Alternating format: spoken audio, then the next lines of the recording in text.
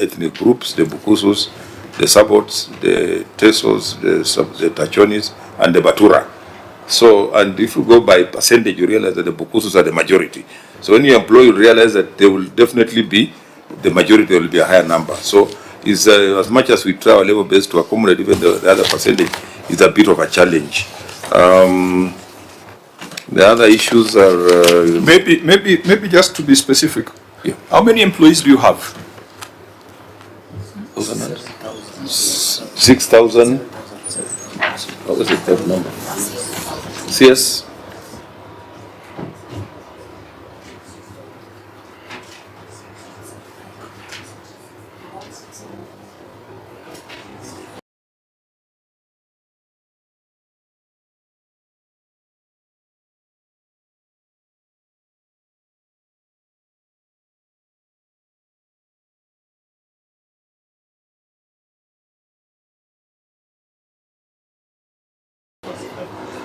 You see, we do, yes. under your staff establishment, what is the ideal number of employees that you require to deliver services? You can answer that. CS.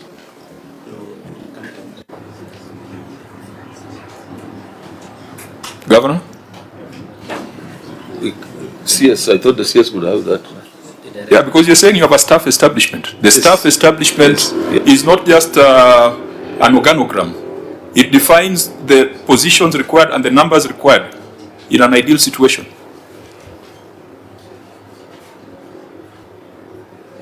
Governor, you have submitted on oath that you have a staff establishment, so that information ought to be there. We can provide it. The director, human resource, should have been here to provide that information. The county secretary is the head of the county public service. If you chose not to come with the HR director, the county secretary will take the arrows.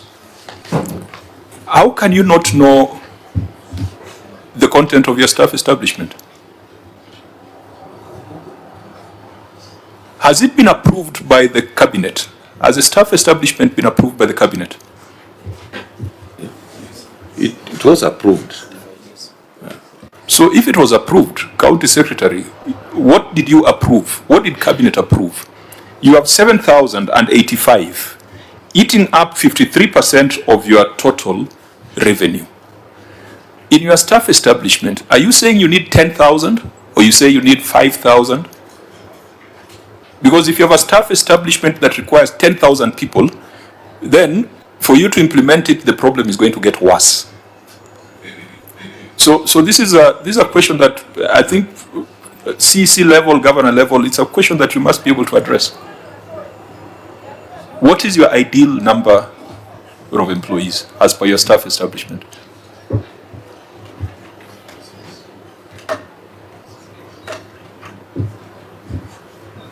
Is that staff establishment appended here? Because it was a substantive audit query. Recruitment without approved staff establishment. It was not put. I think it has not been put. Yeah. So it means that that matter is unaddressed, because the auditor had queried that you didn't have a staff establishment, it had not been approved, but in your response you're saying you have it. So if you have it, then that figure must be there. Now, Governor, you know, now you need to crack the whip, because we know you. You have been with us for 5 years. Someone should not make you look like you don't know what you're doing. That information, there must be someone you're employing. There's someone you're paying a salary to have that information. Because I know you're at CEO, you might not have the specifics. Who's that person you're paying a salary to know these things? County Secretary, can you say something? County Secretary, you are being paid a salary to have this information. Tell us, what is your ideal staff complement as per your approved staff establishment? Chair, put on the it's not on? Okay. Chair, thank you so much. We have a staff establishment. When I came in office last year, we didn't have one, and this matter was actually recurring. We went and we worked on it. The document came to the cabinet was approved. We have 7,800. The 7,800 or 7,085? 7,085. But as we speak now, because of the issues that are coming up, for example, from the courts, where the court has now ruled in favor of the casuals, and that is around 463. Now we are having excess numbers because the court has directed us to employ them. No, that's not a problem. Yes. That's not a problem. As per your staff establishment, what is your ideal number? It's around 7,800. Are you saying something that is verifiable? You know, if you don't have it, you just tell us you don't have it. Yeah, I don't have the exact figure now, because what we were doing was we were looking at every department, what is the optimal number. Like, for example, health, we have the numbers. So I don't have the breakdown to sum all of them so that we have the exact number to tell this committee at the moment. As the head of the county public service,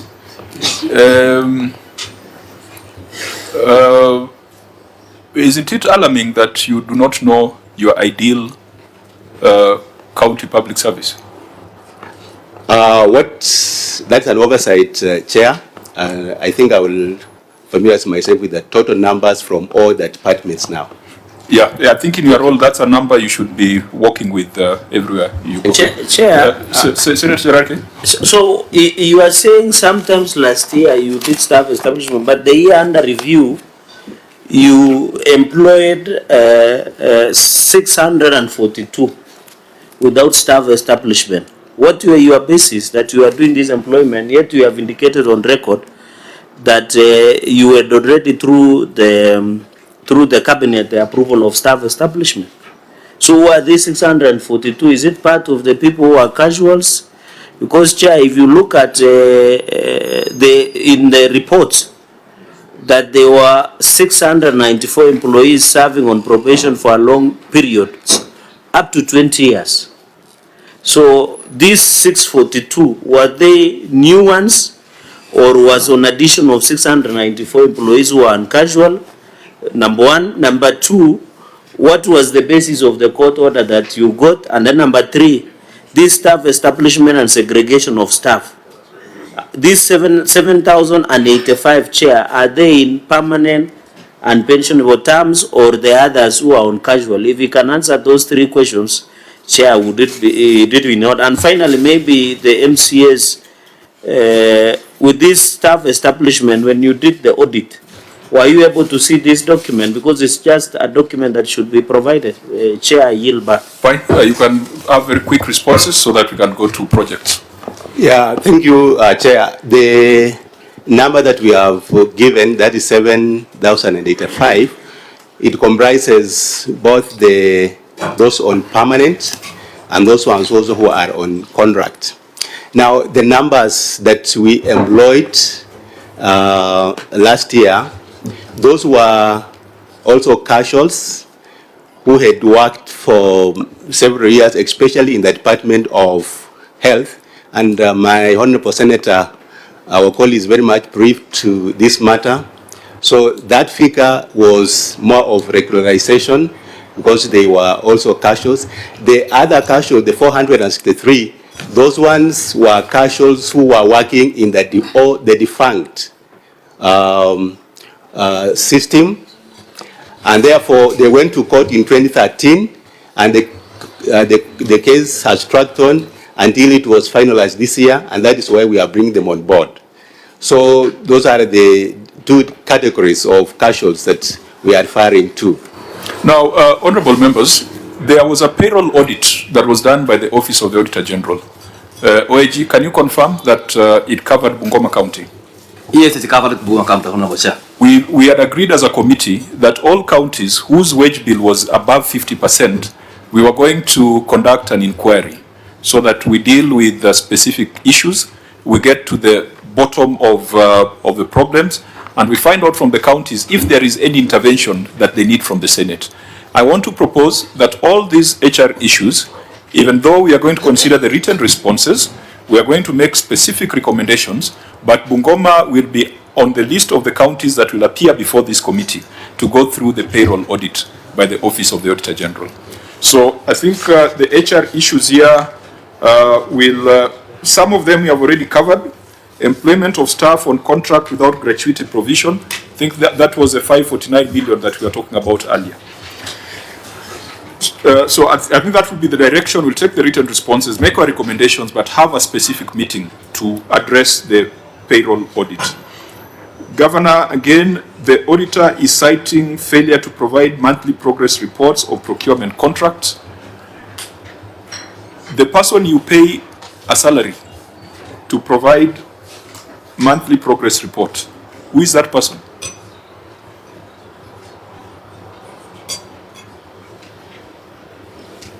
We have moved to failure to provide monthly progress reports of all procurement contracts. Who is the person who's paid a salary in Bungoma to provide monthly progress reports? It's the Director of Procurement. Is the Director of Procurement here? He's not in. And I believe the Director of Procurement is a member of the Institute of Supply Chain. Yes. So why would someone be a member of a professional body if they cannot execute such small things? I think on this, Auditor General, did they subsequently prepare it, or it's still a problem? They did, but those reports are again incomplete because they don't have the required information. We shall be citing the Director Supply Chain for professional negligence, but not just for professional negligence. I'm sure that there are offences under the Act, and I'm sure this is one of them. So that one, I think, Governor, we have moved to a new regime where we are not just blaming the governor. We are putting the blame right where it belongs. Because if someone was to provide a procurement monthly progress report and is being paid a salary for it and is not doing it, and you are doing nothing about him, then we have to do something about him. But don't wait for us to be the ones to initiate action. So there will be recommending administrative action, professional action, or sanction, as well as the provisions of the Act as far as offences are concerned. Project implementation status report, again, this looks like a procurement issue. Is that a procurement issue, or that was, who's responsible for this? Chief Officer Finance? Chair, it's the Director Procurement and Director Budget. So again, Director Procurement is on this. We will look at what you have responded and take a view. Payment for subscription to other entities. This is an old problem. It was there when the governor was our speaker. We have a standard recommendation. Whereas we support the economic blocks, we just want to ensure that when we are sending public money to these institutions, there is a clear legal framework. And you recall that the then Senator Nyamunga had proposed a law on regional economic blocks. We understand the value of these blocks, but we must apply the law as it is. Honourable members, we consider the written responses, but I do not think that there's anything that can explain that kind of expenditure. Unexplained procurement and distribution of fertilizer. Here we had a problem. Auditor General, what was your finding, so that we quickly look at the Governor's response? Honourable Chair, this fertilizer was supposed to have been sold at a rate of 2,000 per bag, but it was given free of charge. And that 2,000 was provided for under Finance Act 2023. And management has indicated that there was a policy. Order. Since you had advised us, you can see that the issues that your advised us are, we keep in view. We can dispense with them as efficiently as I'm doing. But this one, you said there was an issue. So just read the finding. This one, let's be keen on the details. Just read your finding, and then we get the Governor's response. Okay, thank you, Chair. Unexplained procurement and distribution of fertilizer. The county executive awarded a contract to a local company on 17th December 2024 at a sum of Kenya shillings 50,452,200 for the supply of planting and top dressing fertilizers to the 45 wards, and the payment was made on 22nd March 2025 for Kenya shillings 26 million. The fertilizer was delivered in the financial year 2024-25. Additionally, the county executive awarded a contract to a local firm on 18th February 2025 at a sum of Kenya shillings 56,250,000 for the supply of planting and top dressing fertilizers for the 45 wards. Review of the Bungoma County Finance Act 2023 indicated that the subsidized fertilizer was to be sold at Kenya shillings 2,000 per bag for planting fertilizer and top dressing fertilizer. However, no supporting documents were provided for audit to confirm that the fertilizer was sold at the recommended price of Kenya shillings 2,000 per bag or distributed to the farmers free of charge. In the circumstances, the county executive may have lost the public funds in respect of expected revenue from the sale of subsidized fertilizer. Thank you. Governor, you may respond. We're saying to enhance food security to all residents of the county, free farm inputs were issued local vulnerable farmers as provided in the attacked Bungoma County Agriculture Sector Policy issued in October 2023. Additionally, the management has submitted Bungoma County Agriculture Inputs and Service Support Bill 2024 to the County Assembly that provides a legal framework on distribution of farm inputs. Attached is a letter of submission of the bill to the County Assembly. Chair, you know, since my first term, we were subsidizing inputs to our farmers. Now there was a proposal in the Finance Bill of 2023 that we sell to the farmers. On review, we realized it was going to cause a political problem, and my senator can bear me witness if we started selling. And when we proposed that to go back to the free subsidies that we were giving, the 2024 Finance Bill did not go through. So the farm inputs were given free of charge, and the lists are there of the beneficiaries for both fertilizer and the seeds. So it's a practice that we have been having since 2013 of subsidizing and giving free fertilizer or inputs to our farmers. Yes, Chair. Governor, you have not addressed the County Finance Act of 2023 because that's a basis upon which the auditor has reached its conclusion. And in fact, Chair, although the governor makes reference to those documents in his response, we don't have those documents here. I don't have the County Agriculture Sector Policy, which you have referenced as 17A. I do not have the bill. So perhaps maybe, unless it is just my copy that was... No, it's not there. They are just placeholders. Chair, we had shared the soft copy with the OAG. Were you not aware you are coming to the Senate? If you've responded and brought the attention of the Senate to Appendix 17A and 17B, does it mean that we are just, we are not useful in this session? The OAG did their bit. They've done their audit. It is now in the hands of Parliament. That should never be an explanation brought before the Senate. Governor, you may need to guide your team. Also, Chair, in my understanding of what the query was is that the OAG is telling us they don't know whether this fertilizer was given for free or sold. That you have to show something. You have to give something to show what happened to this fertilizer, because it's a lot of money. 56 plus 26, that's almost 82 million. Through the chair, as Senator Sifuna gives his opinion, it's also prudent to find out. Government has been procuring cheap or affordable fertilizer to farmers across the country.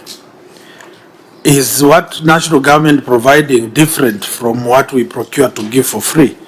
And what informs us to procure what we have done and not tapping into the wide resource of government to import more at a cheaper price and give more to the people of Bungoma? Thank you.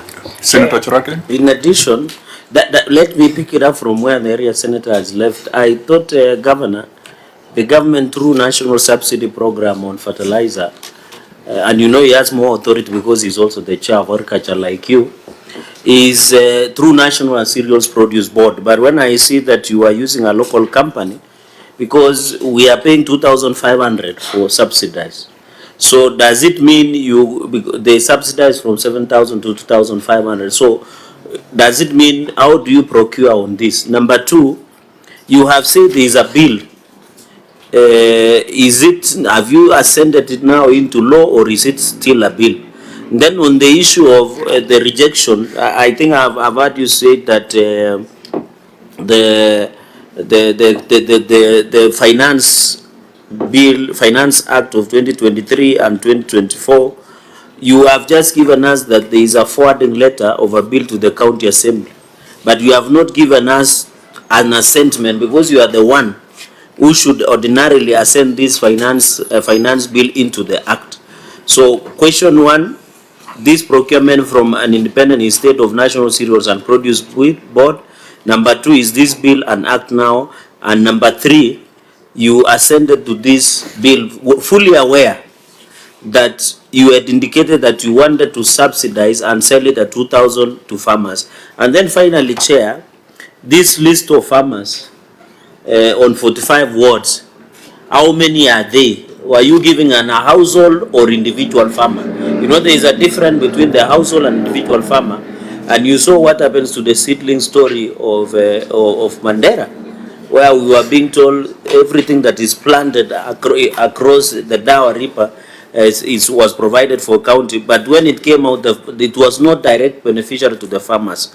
So is it to the households or individual farmers, and how many are they in this across 45 wards, Chair? Okay. Because Governor, I think the point is made. Senator Akoli, let's make them brief. Just, and the list as requested or asked by Senator Cheregei of farmers, have you ever done a forensic look at the list to confirm that the lists that are being forwarded to you as beneficiaries are the true beneficiaries of the fertilizer, or they are conduits, at least just written for purposes of receiving fertilizer and benefiting somebody who is taking advantage of the process? Thank you. Governor? Thank you. I think to start with, we moved from maybe the last financial year, we bought from government to government at 2,000. So we didn't give to a private, after the audit was done, we didn't give now this time to a private supplier. It was government to government, National Cereals Board. The lists that we normally have vetting committees at all the ward, in all the wards, which includes the MCA, it includes the ward administrators, and all the other stakeholders who come up with a list of the beneficiaries, the vulnerable people. And we verify and confirm that those are vulnerable people, and people can even see it's normally public participation before the fertilizer is given out. So I think that list, expected that the agriculture people should have forwarded the list. Okay, did you forward the list of the beneficiaries, because it should be there, and I'm sure that it's there. Why it was not provided for, I don't know. You can explain, Mani. Yes. If you allow me, Chair, at the time of audit, the list was reviewed, and that query was dropped. The component of failure to provide was dropped because the list was reviewed. So what remains is to authority to issue it for free. No, we would want to get that assurance as a Senate, because the amounts involved, the 82 million, is approximately 41,000 bags. If you assume it's 2,000 per bag, it comes to about 41,000. Members, it is for us to make recommendations on what the governor must do, but the fact is there was a Finance Act of 2023 that required the fertilizer to be paid for. The fertilizer was not paid for. To be sold. Yes, to be sold at 2,000. That was an act of the county assembly. It is lawful, and I think what you are required to do was to abide by it, or if it's impractical, to amend it. So it was not amended. So the law stands. So are you saying we made a mistake to give free fertilizer to vulnerable people of Bungoma? Because you signed a law, and all the laws of the county are signed by the governor. You, Governor Lusaka, signed a law saying you will give out fertilizer at a subsidized rate of 2,000. You signed it. We're just asking you to abide by the law that you signed. Can an executive order overrule? You cannot overrule the county assembly through an executive order. Okay. Otherwise, Governor, there would be no need to bring a bill before the assembly. You should just have done it from the initial stages. You have been the Speaker of the Senate, the upper house. Of course, and you know, if you were to go by executive orders, a lot of things would not have happened the way they happened in the past. Anyway, I get your point, but we gave free fertilizer to our people. Maybe I told you when we took the other bill, the GNC issue came up. You remember even the national one failed. It will not take off, and we also became casualties of the same. But I understand we will amend so that we continue giving free fertilizer or free inputs to the vulnerable groups. Chair. County Assembly, how do you feel when your laws are treated as suggestions that can be reversed by executive order? And maybe as the MCA comes, they can also confirm whether they saw that fertilizer in their wards, because that's about 1,000 bags per ward. It was 500 per ward. I was using the chair's math. 41,000 bags divided by 45 wards. What I'm telling you, Honorable Senator, is exactly what we gave. 21,900 benefited. From the cost was 500 per ward times 45 wards in Bungoma. Okay, we'll relate that to the numbers before us. Honorable Member?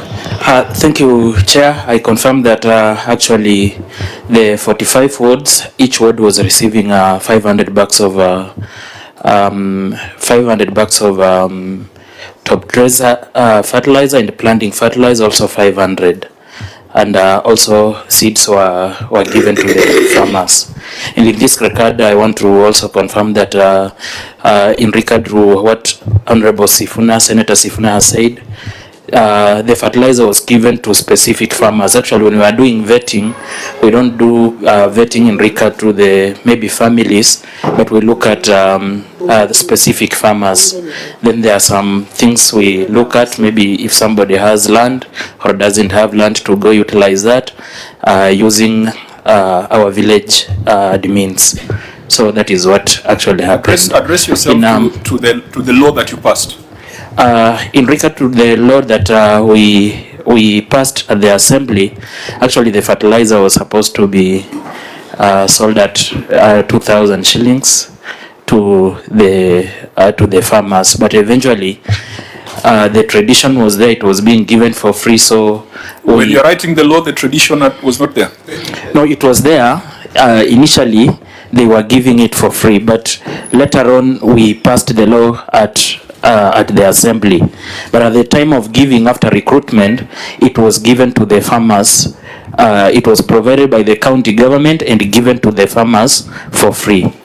Does it concern you that you have passed a law and the executive is not following the law? Yes. Or does it concern you that you have passed a law that is at odds with what the public needs? Yes, it does, Honorable Chair, and that's why we really need to do that amendment, so that you see, this fertilizer is meant to benefit our farmers who are not able to sustain themselves, and it has really worked good for the people of Bungoma County. The only thing we need to do as an assembly is to get that amendment. Then we amend the law so that when we are giving fertilizer this year, we do it in accordance to the law, so that this query again doesn't appear. Is it a case of us mourning more than the bereaved? Because it is their law that is offended, but it does not seem to be one. But Senator Wakoli, Thank you, Chair. Maybe you can, Honorable. You can have a seat. Have a seat. I wanted to ask this. When this law was made to pay 2,000 shillings, was public participation conducted so that the public approves that they must pay for services they are going to enjoy, so that it translated into pay, doing the same. And if you are going to reverse, are you going back to the public to say, forgive us for not doing what you wanted, allow us to amend so that you continue having it for free? Number two, in the Agriculture Committee, we have been pressing and requesting county governments to have a register of farmers, certified register of farmers, so that when you give subsidy fertilizers or any farm inputs, they must be in the database of the county government. Does the county government of Bungoma have a database of farmers so that at any click of a button, last year, the other year, Senator Sifuna can key in Wanyonyi, Wepoholu, Nasipondi, ID number flani, then it pops up to say he is from Nakoyonjo, this village, 10 bags, 4 acres. Thank you. Chair, my concern was, Governor, I can understand why someone would make an argument for all the wards to receive the same amount of fertilizer, but those wards are not the same. Now I'm sitting here thinking about East Sangalo, for instance, or West Sangalo. Why would you give the same number of bags for West Sangalo and East Sangalo, which are basically agricultural counties, and give township ward the same amount of fertilizer?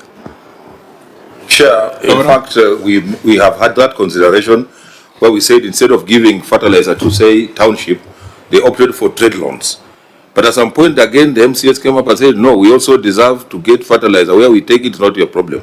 So that is the problem, Governor. Yes, that's what I'm telling you. And we are all here. No, let us not act like we don't live in this country or in a ward. That was the situation. They said, give us the fertilizer. And if an MC says, give me my share of my fertilizer, as a ward, I'm going to plant, they can do whatever. That is very dangerous, because you are the one who's the accounting officer, Governor. You cannot accept somebody telling you, don't care or don't bother where I will take the fertilizer. This is what Cherargei was asking. No, you know, if you give some people that fertilizer, it might end up being sold. And yet the program was for free. So if you are telling me, unless they used it to grow the grass at Moi Primary there, I don't think why, I don't understand why you should give the same amount. No, MCS known that they will never be held accountable. To them, they are just playing politics. But you know, when the crucifixion will happen, you will only be the one crucified, not them. Unfortunately, that is the truth. That is what is on the ground. It is true. You know, let's not pretend like we don't know what is going on. That is the truth of the matter. Even if you went to, my senator was asking, if you went for public participation, no farmer will say, sell fertilizer to us. In fact, all of them are saying increase the numbers of those who should get free fertilizer. So that is the reality on the ground. And sometimes when we make these laws, sometimes we can make them and then circumstances change. Governor. Members, Just a comment. I see it's already 3, and yet we have very significant projects in this report. We have established that the law of the county assembly was violated. In mitigation, the governor is saying he has introduced policies, he's intending to make amendments. It does not take away the fact that the county assembly or the county law was violated. I think it is upon us to make a determination and a recommendation, but the governor has explained the realities and the dynamics of that particular matter. Just to interrupt the issue of policy on distribution, on need, I think that's a subsidiary issue that we can deal with in the Agriculture Committee, where we sit with Senator Wakoli. Senator Wakoli Yeah, just wanted to, the others will discuss with you as agriculture. Just wanted to get an answer if we have a database of farmers in Bungoma. Yes, we do. We actually have a database, and that is what was used to get the fertilizer from the cereals board. Okay. The Kiami system, my chair, and we are also the chair of agriculture the way I am. So the Kiami system has assisted to have all the data of the farmers. So on a click of a button, you can know which farmer is where. Okay. So this particular matter speaks to public participation. The Finance Act passed by the Assembly. You went to the public and told them that we are going to charge you 2,000 per bag, and then went ahead and enacted it. But then later on reversed it. So the question would be, did the county assembly really carry out public participation before they came up with this law? I think that's a matter that we will make our recommendations, and then you will have to implement what we recommend. Honourable members, let's move to cattle dips. Governor, sitting in Nairobi looking at cattle dips is not very elegant. This issue of cattle dips, let the county assembly do the necessary oversight and make appropriate recommendations so that we go to Masinde Muliro Stadium. Just 30 seconds. Since these cattle dips and the issue of fertilizer, Governor, I saw you cautiously avoided to tell us how many farmers do you have in Bungoma? We know nationally there are about 4 to 6 billion. Since you said you have the database, I think you can just give us the number, then we move to the next. The number who benefited, I don't know the total number, but I know the ones who benefited from our program. You said you have a register of farmers. There was a register of farmers. There's a register of farmers, but I can't tell honestly. I can't tell it off head now. I will be lying, and I'm on. Your CC Agriculture is present? No, not here. Because I know the national government was registering farmers, so yes. I would expect there would be a database. Yes. Is it the same database, or you have separate ones? The same. It should be the same thing. Yeah. So I think members, provide. that is something that can be established. Let's go to Masinde Muliro Stadium. Masinde Muliro Stadium. Auditor, what was your concern? Thank you, Chair. Construction of Masinde Muliro Stadium. The county executive awarded a contract for construction of Masinde Muliro Stadium to a local company on 26 April 2019 at a contract sum of Kenya shillings 679,386,376. This was later revised to Kenya shillings 807,464,800. The initial completion date was 14th June 2021, but was revised 4 times. At the last revised completion date was 16th December 2025. Review of the payments records revealed that the company was paid Kenya shillings 39,711,882 as the final payment for certificate numbers 2, 3, 4, 11, 13, and 14. Which had been partially paid. However, the current status of the project could not be established as management did not provide the information on site instructions, schedule of outstanding works, and the title deed for the land on which the stadium is built. Audit inspection conducted on 23rd July 2025 revealed that the works had stalled for over an year and the contractor was not on site. The external fence that was built had structural defects. A section of the fence facing the VIP entrance was bending outwards, thereby forming a huge crack on the floor between the fence and the adjacent ground. No explanation was given for this defect. Also, some offices had already moved in and occupied the office block even before completion of the project and had offer for occupation. In the circumstances, value for money was not achieved on this project. Thank you. Governor, your response? Through the chair, on the current status of the project, management has provided the project status report dated 17 July 2025. Sorry, for Hansard purposes, just reintroduce yourself. Sorry, my name is Carol Makali, CC member for finance. Okay, proceed. The management has provided the project status report dated 17 July 2025, and the report includes schedule of outstanding works. The project is 95% complete as per the attached project status report. Management has further provided minutes of the site meeting held on 21st February 2025. And in this meeting, site instructions were given to the contractor who was in attendance. Instructions have been highlighted on page 3 of the attached site minutes and appendix 19B. On the title deed for the land, the stadium land is registered under the defunct Bungoma County Council as per the attached copy of the land search. No work was ongoing for almost 1 year and the contractor was not on site. The management is saying the contract for this project expired on 16 December 2025. The county government is engaging the national government to complete the remaining works. On the external fence, the wall refer is not bent but a slight curve on alignment to the existing boundary wall. The structural crack is an expansion joint between the columns and therefore not a structural defect. It is worth noting that the existing boundary wall is standalone element and not connected to the ground that is made up of debris deposit. There is no crack between the wall and the ground floor of the fence. On the county having offices already occupied, the contractor partially handed over the project on 23rd April last year after having been issued with a partial certificate of practical completion on 17th April 2025. The county executive has been facing office space constraints with a limited budget for recurrent. I submit, Chair. You see, this is a problem of, Governor, this is a problem when your team does not respond to the Auditor General when they're on the ground. The Auditor General saying there's a crack. Your officer is saying there's no crack.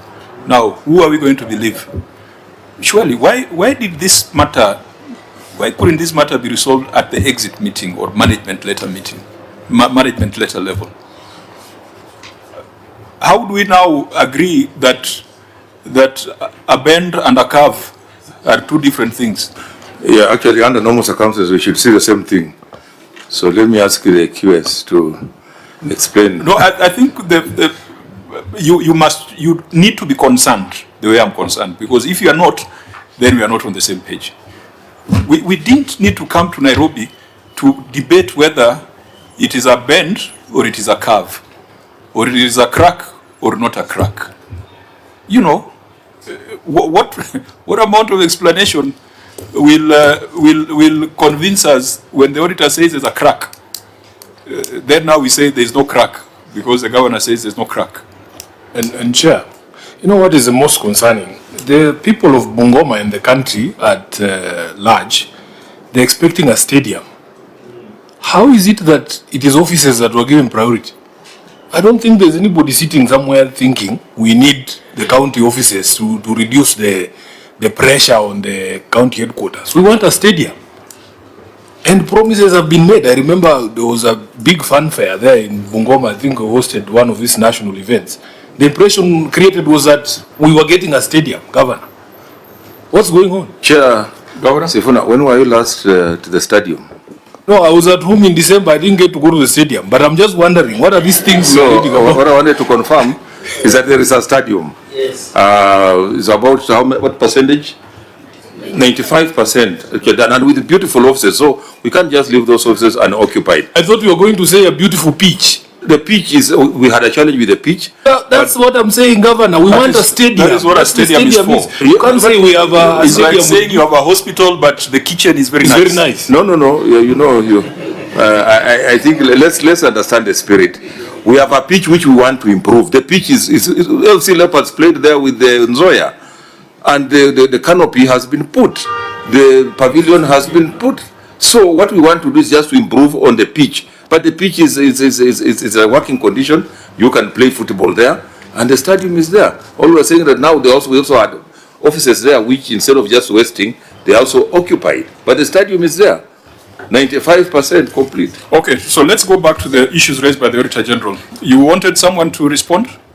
Yes, the QS. QS, please be very quick, because we had thought we'd be done by 3. Now we are way past 3. Again, just introduce yourself for Hansard purposes. Thank you, Chair. I'm QS Humphrey Selungi, in charge of Public Works.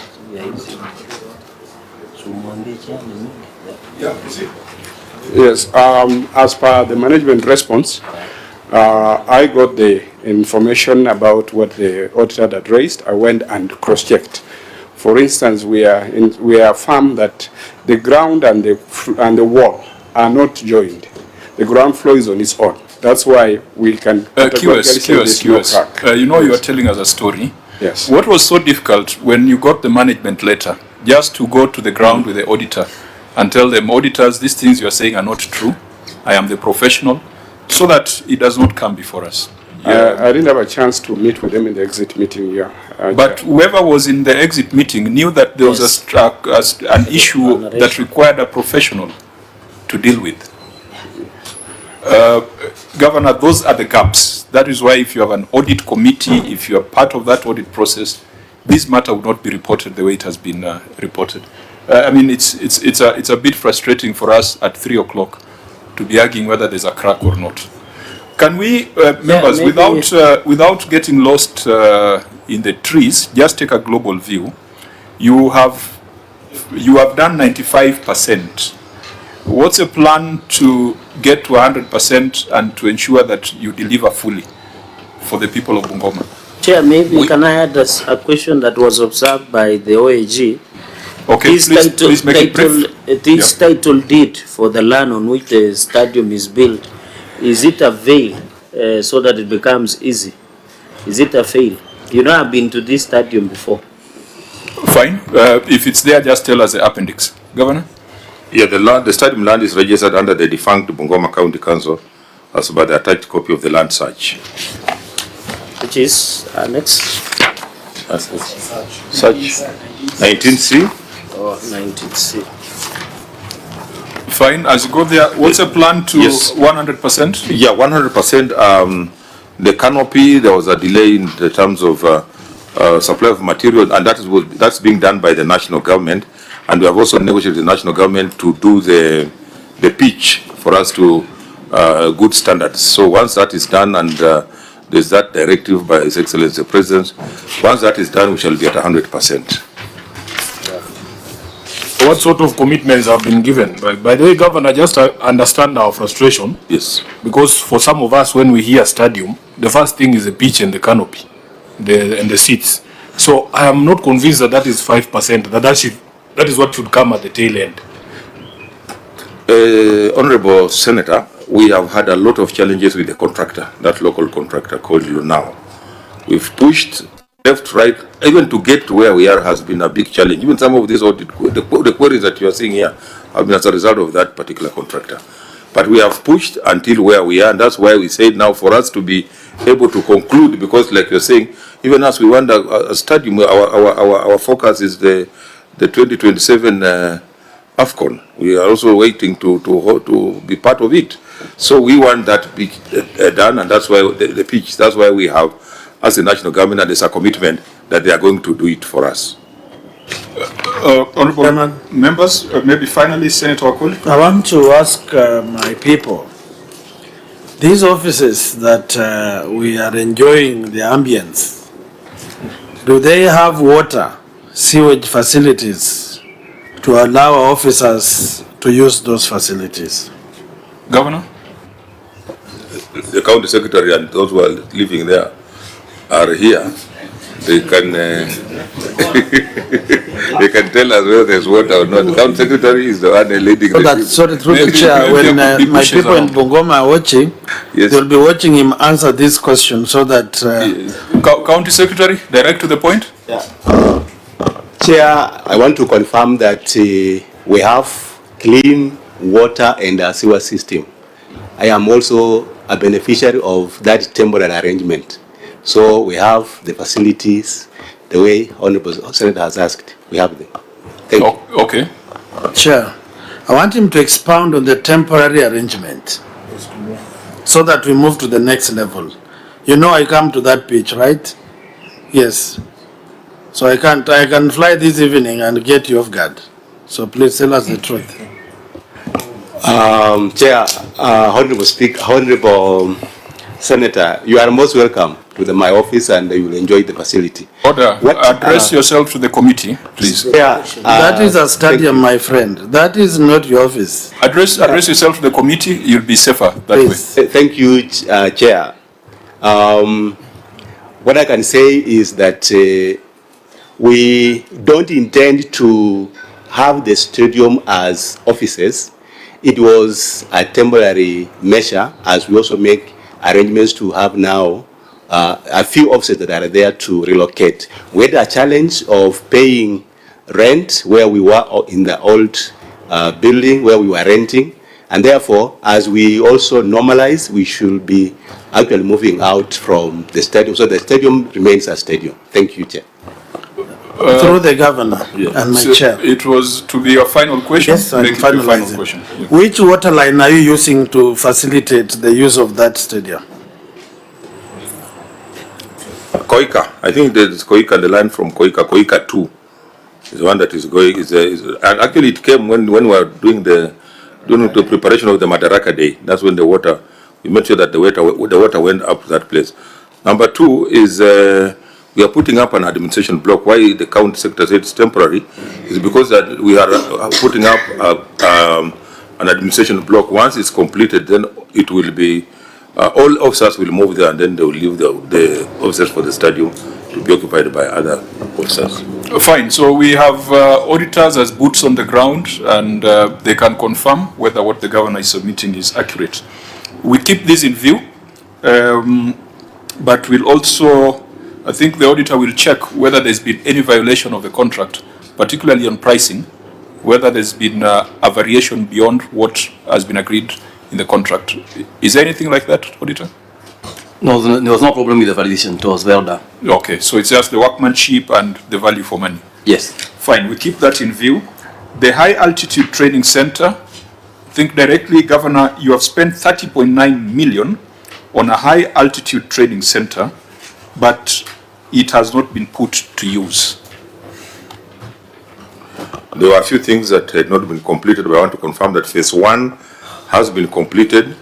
It is equipped, the gym is well equipped, the hostel is now coming up, and the phase 2 we are going to do the track. So it's a matter of just launching it, then we'll be able to. So it is not complete? It's not complete as yet. Reported by the Auditor General? Phase 1 is complete. I don't know whether the auditor was there, whether it saw anything. Auditor, there. since it's phased, maybe we can keep it in view? Yes, Honorable Chair. Fine. Chwele Vocational Training Center. The project had stalled.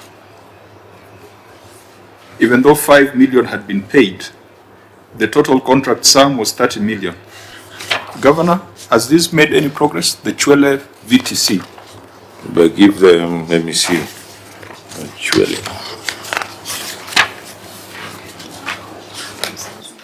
This should have been completed in 2020, 14th October 2020, when we were with you here in the Senate. Yeah, maybe let me give the CSC education also to. But 5 million was paid during the year under review. So, CC, again, reintroduce yourself. Okay, my name is Engineer Agnes Wachia, CC Education and Vocational Training. I have been in the department for 1 year. When I came in, that was a low-hanging fruit that I thought I would pick, we finish, and then so that it is utilized by the students. But that was not the case because the contract had already elapsed. That was the contract was between May 2020 and October 2020. And so when that happened, I went straight to look at the BQ, that is a measurement sheet, which I established that the contract sum was 30 million. We had the works done had already consumed 26 million. So that informed the payment of that pending bill of 5 million. What we have done is that we terminated the contract, and we have plans, looking at the works that have remained, we have plans to retender, and so that we can get somebody else to complete the works. Thank you. You have said exactly what the auditor has said. We thought you were going to tell us what your plan is to ensure there's value for money here. That is what I said, Honorable Senator, is that it was terminated because the contract also Yes, that's what the auditor said in his report. And so what I'm saying... So what we want to hear from you is that this is our solution to ensure that Chwele VTC can be used for its intended purpose. Because you seem to be having, and I think County Attorney need to be concerned, because these contracts that get terminated in between, I hope that the county attorney gets involved in those terminations, because otherwise you're going to have bigger problems. So could you reframe what the solution is? Chair, also because you have described the problem. Can she just clear some confusion that I have?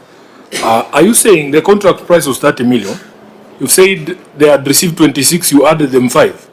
I said that the works that had been done had consumed 26 million. From So our what percentage basis. of work should that be if there was only 4 million remaining? It was 90%. Sorry? That should be 90%. Yes, what has been executed is, I may not get the measure, maybe the technical person can speak about that. But what we are doing is to identify money and so that we can complete Just this. a minute. Maybe So you added them 5 million. You paid them a total of 31 million. Not 31 million. We have paid them about 20 million. But what has been executed is 26 million. Out of the 30 million? Yes. So that's what roughly is remaining 90%. is That's roughly 90%. Yes. Is that the actual project status? The QS can confirm that. So we expect that when you get a new contractor, we should be spending not more than 4 million shillings Yes. to complete. Yes, from what I've seen on the ground. But the QS can confirm So that. do you have a budget for it? We are still trying to identify a budget for it in the 26-27 budgetary allocation. 26-27?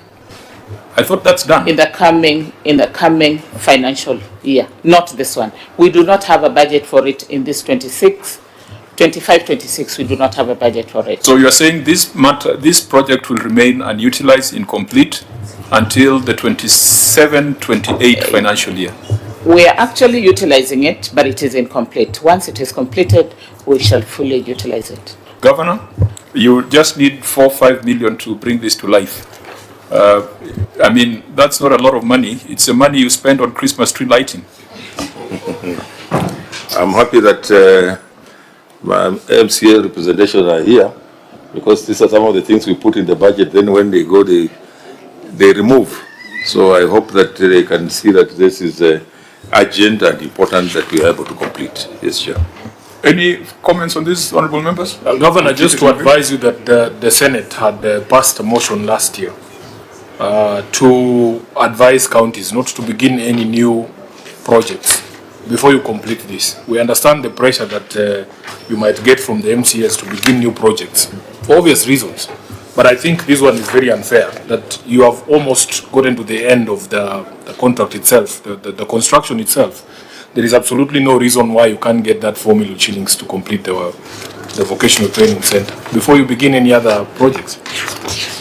I agree with you, Senator Sifuna, that should be the position, because starting any new projects now may not see the light of day before we get into elections. Okay, I think we will keep this in view, but emphasize that it needs to be prioritized. We know the impact a VTC has in an area. It really stimulates the economy. So I would expect the MCA for Chwele to be, or representing that area, to be ambassador in the assembly when it comes to budgetary allocations. Let's move to completion of governor's residence and deputy governor's residence. A long narration there. First of all, Auditor General, can you confirm that the budget for these residences are in line with the resolutions of the Senate? Yes, they are. For the governor's residence, we had capped it at 40 million. 2 million. And for the deputy, we had capped it at 35 million. 35 million. Yes. So they're within the budget. Yes. So the problem here is that they have taken long to complete. To complete. The two. Yes. For the governor's residence, it started on 14th of August 2023. Yes. So, Governor, this is your project. It's your project. Yes, it's my project. We've had a bit of challenge with the contractor. I think he got too many contracts. Therefore, his performance has been pushing him, but at least there's something going on now. What percentage? Oh, it's indicating 55%. Is that the percentage even as you speak? Yes, that's the percentage. Nothing has moved since No, December. 60, sorry. So the contractor is back on site? He's back on site, yes. Is that the same case for the Deputy Governor's residence? Yes. The contractor is back on site? Yes. Honorable members, unless there's an issue, we can keep this in view, considering that it's going on, and at least they're within the ceilings that we had prescribed. We went to a county where they had spent 200 million on the foundation for a governor's residence. So at least we don't need to dramatize this. The CAIP, County Aggregation and Industrial Park. Is this also work in progress? Work in progress. The contractor has also been a bit slow, but we've really pushed him. We're hoping, we gave him some milestones. We're hoping that he can be able to deliver. The auditor queried the title deed for the land. Was that provided, auditor? No, it is in the name of the Sangalo Technical Institute. Governor, what's your take on that? It's also work in progress. You know, it was hived from Sangalo Institute, so we're in the process of getting the CAIP to get its own title. So it's work in progress. Honorable members? Chair, I must disclose that this industrial park is right outside my rural home. And it was launched with enough fanfare. In fact, my mother was telling me that she could hear the statements and pronouncements being made there because the speakers were made to face into her home for political reasons. But I was there. Safuna should Just have a better minute. if she attended. Just a minute. Yeah. In future, encourage her to attend. Chair, I can confirm that this one I saw with my own eyes in December. There was no contractor going on. I think the only things I saw there were toilets. And somebody will tell us that is phase one. How can phase one of a county aggregation park be toilets? Maybe so that I don't look biased, let me give my officer, the QS, who is the project manager, to tell you the current position and what is happening. Unless you have built something in January when I left. But when I was there was nothing, Chair. Yeah, QS, first of all, is a contractor back on site? Yes, I wish to confirm, Chair. Work is going on as we speak? It's going on. What has been achieved so far? He has finished all the main builder's works. Now he's on the roof, but fabricating the steel roof works. He has brought in the design for approval. We are giving him within this week for the final. You put it at what percentage? Right now he's at 60%. At 60%? Yes, Chair. Chair, I want to Senator ask, Wakoli? why is the contractor slow? Because that is what the public feels, comparing ourselves to Kakamega and other counties, to Uasin Gishu. Why is the contractor slow? Chair, I imagine it was a bit of capacity challenges, but the way he has picked up now, I'm expecting the next 3 months to be out. The way he has picked up now? Yes. So you picked a contractor that did not have a capacity? We follow the documentation and we do also the county That check. goes back to due diligence, Chair. Chair, let me help my QS. That's a big challenge that we're having in the counties, where you get contractors, documentation is perfect. They even give you financial statements that show that they have money.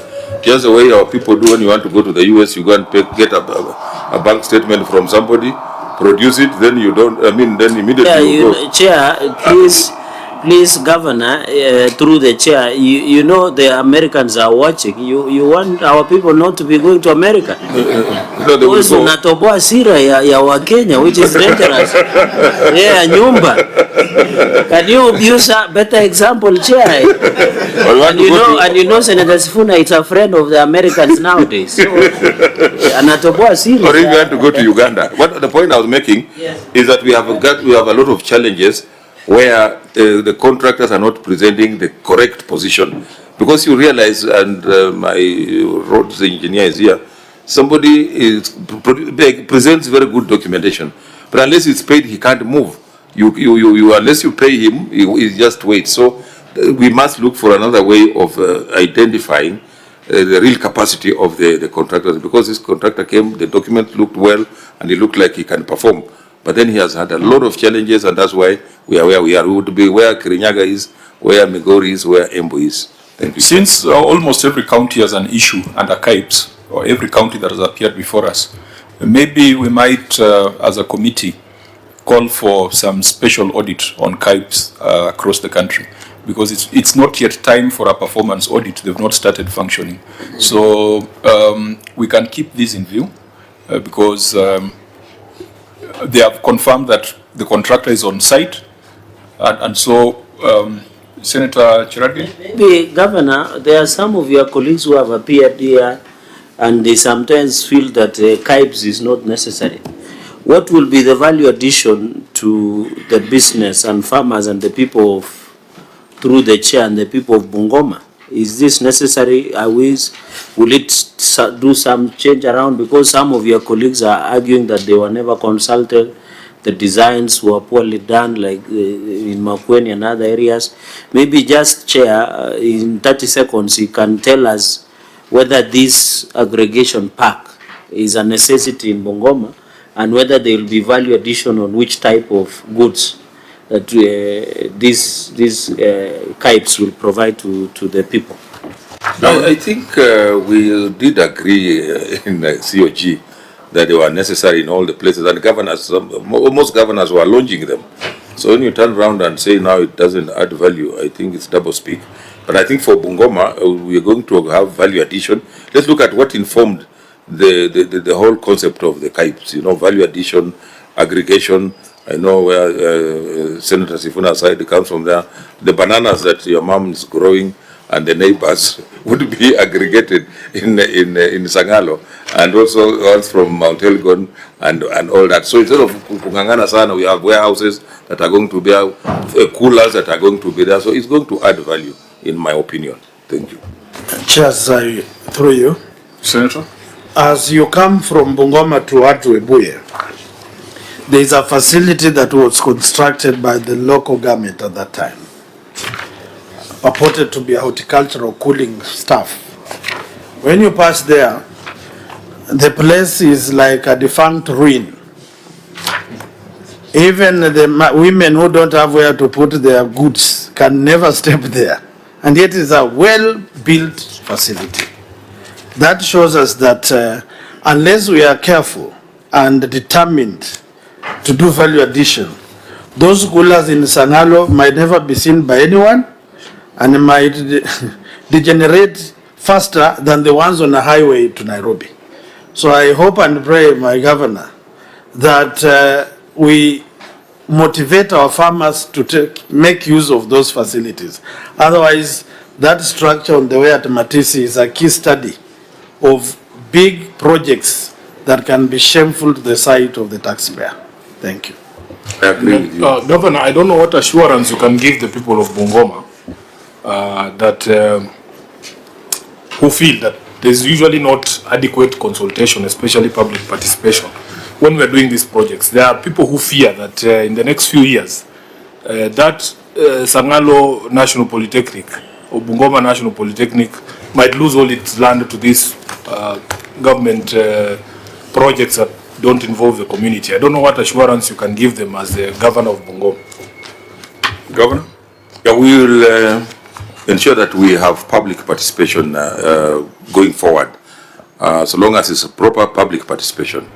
Because I remember when I was a speaker here, we had that bill. I don't know that it went through the public participation bill, because again, my experience has been, you know, everybody hires their own supporters to come and cheer or jeer, depending on what you are prosecuting. Then it ends up not even being a public participation exercise. But we'll consult with all the stakeholders to ensure that whatever we are bringing, it's part, they own it. Otherwise, if they don't own it, again, it can end up being an elephant. I don't know which color, but it can be an elephant. Thank you, Chair. How much land did Sangalo cede for the KIPES?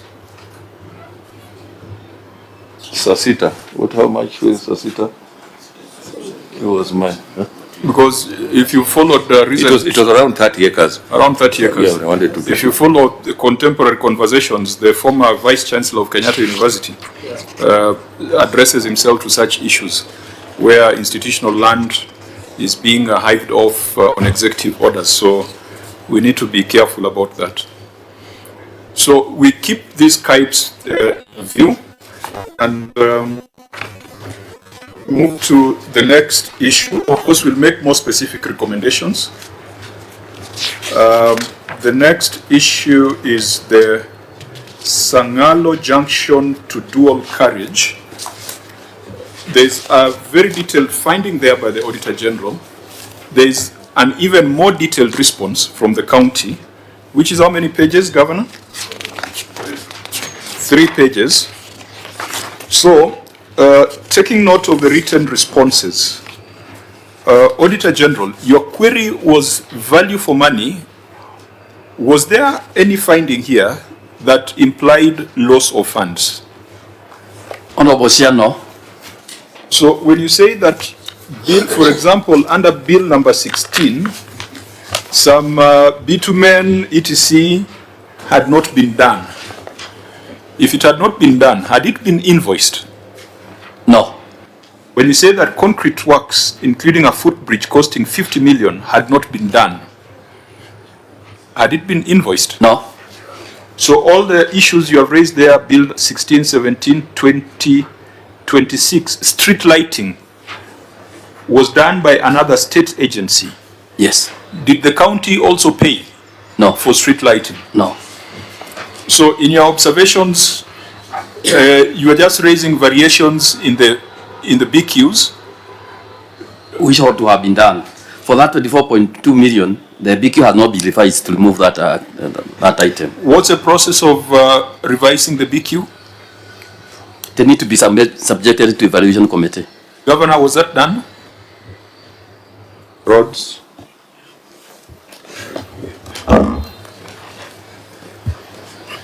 Thank you, through the chair. We did not revise the BQ because the contract already lapsed. The contract lapsed in 2022, and the street lights done by the national government was done in 2024. If you are supposed to do a bridge at 50 million and it wasn't done, are you just going to say, fine, it wasn't done, so there's no need to revise anything? Chair, in our initial variation, the footbridge was removed from the contract. Yes, I think that's a process that we are talking about. Yes. So, we did an evaluation, and the evaluation committee was there, and the footbridge was removed. So why didn't you explain that to the auditor? Because the auditor says you should have done that. You didn't demonstrate that you did it when you came for the audit. Unless he was not supplied with the variation contract. Auditor General, am I asking what you asked, or I'm asking for new information? Yes, we are doing the same. We did the same ourselves, and that was not explained. It was not explained? Yes. So we take, for instance, the 50 million bridge. You see, the public will conclude that the governor ate the bridge. I was going to ask if the county government now says a footbridge at Chebukube is not necessary. Is that what you're saying? No, Chair. When the contract was being varied, there are quantities that were removed. One of them was a footbridge. That's not the question. Do the people of Bungoma, because Chair, there's a very busy market that's on the road there, do the people of Chebukube there still need a footbridge on that road? Yes, they need a footbridge, and in our submission and handover of the road to Kenya, those are the part of the quantities or scope of work that we told them to do.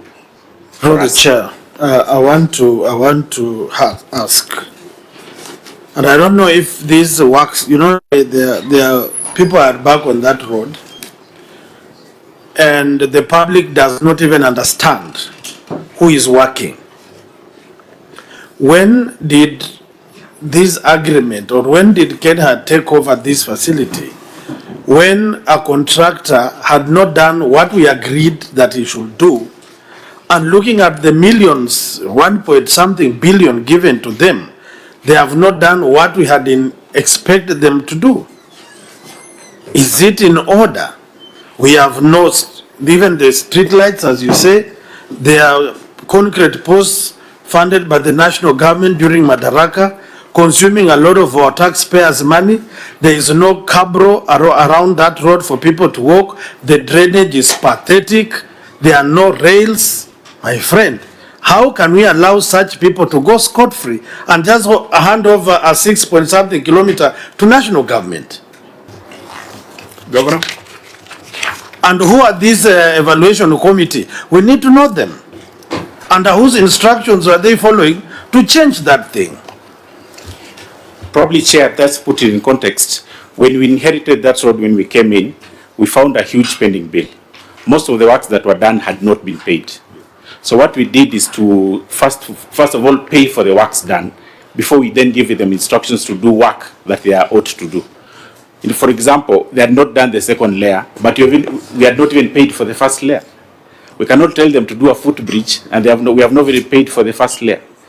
Because when they do work, we measure, then pay. Do work, we measure, then pay. So most of the works, even right now, certificate number 8, 9, and 10 has not been paid.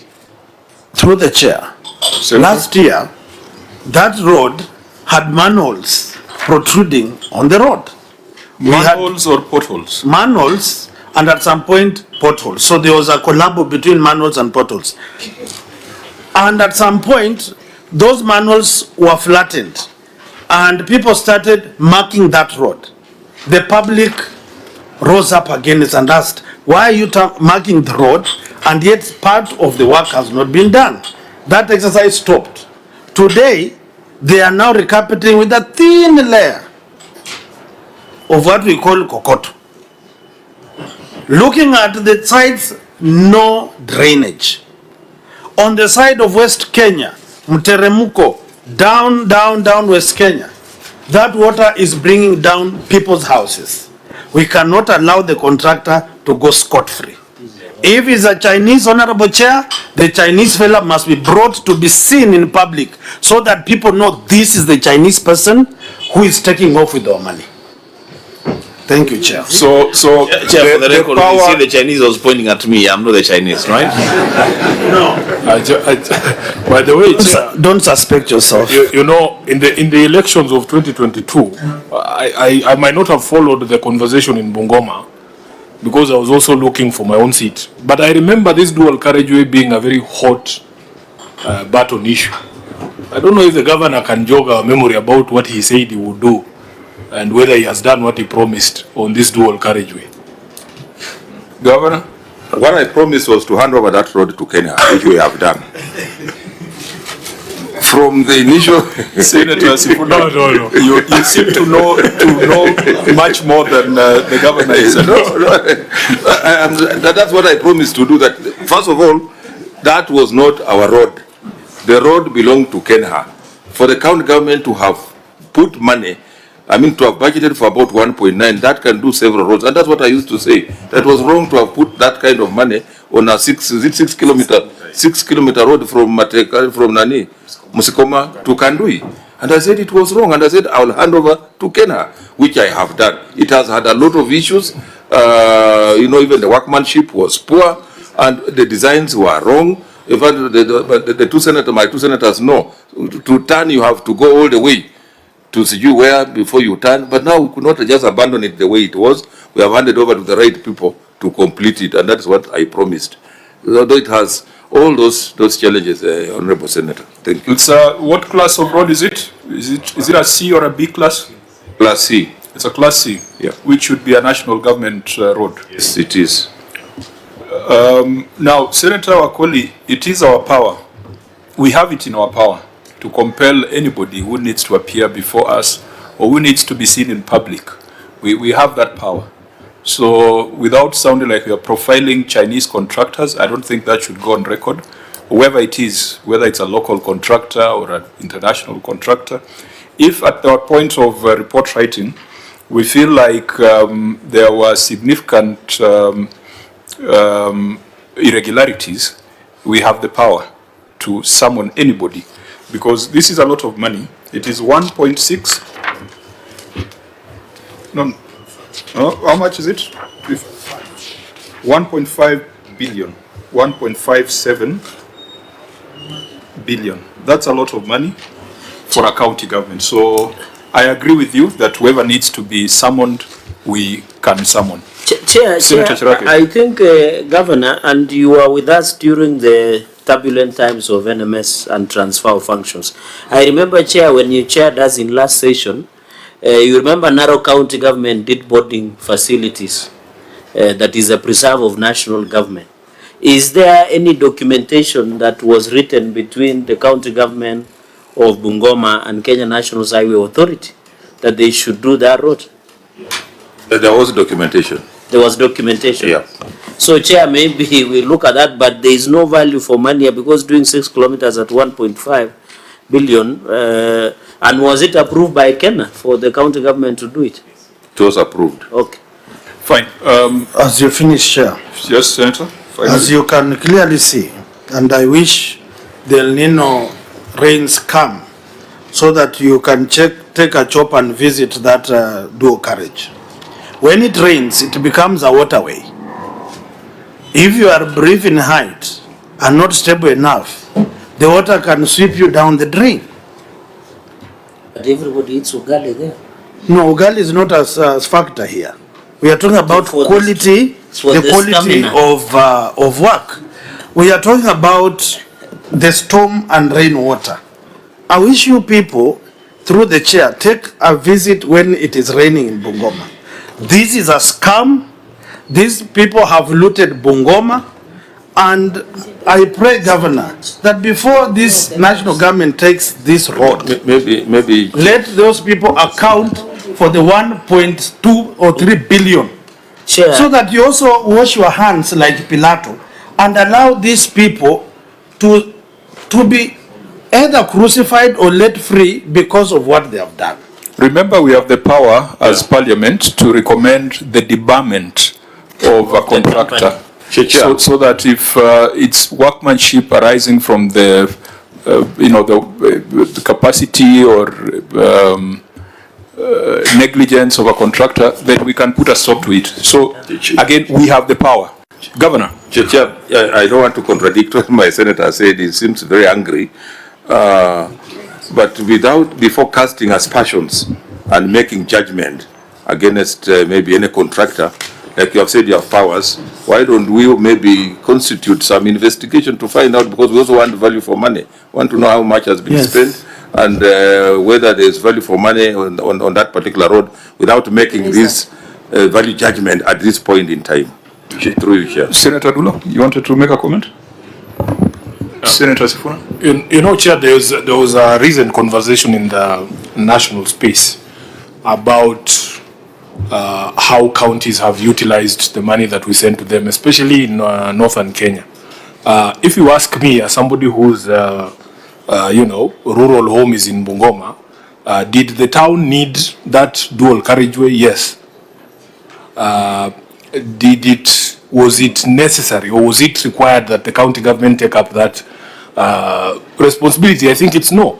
Because if you look at what the national government has done in other towns, what it has done in other towns, including our neighbors in Kakamega, that dual carriageway through Kakamega town was done as part of the road from Kisumu to Webuye. And it has actually added value. So, as county government, sometimes you get yourself in a situation where you are forced to do some of these things. I remember the example that we gave of Mandera County, where they didn't have a TTC, there were no teachers there, they didn't have a KMTC. So they have to build these things themselves. The first kilometer of tarmac in Mandera town, ever since this country was founded, was built by devolution. So sometimes there is a fine line, Chairman. And one of the things that we want to do, especially in the new dispensation, Governor, from 2027, is we want also, the way they list the amount of money that goes to each county through devolution, we want to see how much money the national government spends in Bungoma as well.